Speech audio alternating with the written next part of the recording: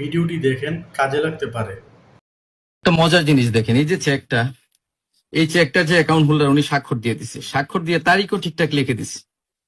লিখে দেওয়ার পরে এই যে ব্যাংকে ইনস্ট্রাকশন দিয়ে দিছে যে পে টু জিল্লু, মানে জিল্লুকে ৮,০০০ টাকা দিয়ে দেওয়ার জন্য।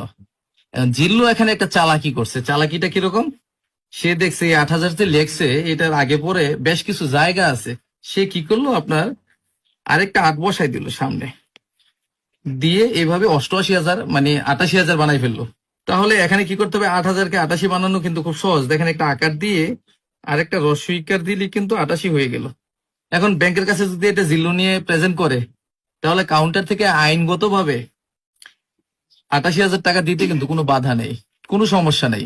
এখান থেকে আমাদের শিখতে হবে যে আমরা যখন একটা চেক লিখি এবং অন্য কাউকে এই চেকটা দেই, তখন চেক লিখার ক্ষেত্রে এই যে টাকার অঙ্ক যেখানে লিখি এবং কথায় যেখানে লিখি, সেই জায়গায় যে গ্যাপ গুলো, সেই গ্যাপ গুলো আমরা এইভাবে টেনে টেনে ফিল আপ করে দিব। কেন ফিল আপ করে দিবে? যেন এটার উপরে অন্য কিছু লেখার আর সুযোগ না থাকে। যেমন এখানে ৮ লেখার আগে আমার বেশ কিছু জায়গা ছিল, আমি যদি এইভাবে টান দিয়ে বন্ধ করে দিতাম, আবার এই ৮,০০০ লেখার যেখানে এটা শেষ হচ্ছে সেখানে যদি এইভাবে টান দিয়ে আমি ক্লোজ করে দিতাম বিষয়টা, তাহলে কিন্তু আর এখানে কোনো সংখ্যা বসানো, আগে পিছে সংখ্যা বসিয়ে এই চেকের অ্যামাউন্টের কোনো চেঞ্জ আনতে পারতো না এবং আপনার আসলে এই চেকটাকে ট্যাম্পারিং করার সুযোগ পাইতো না।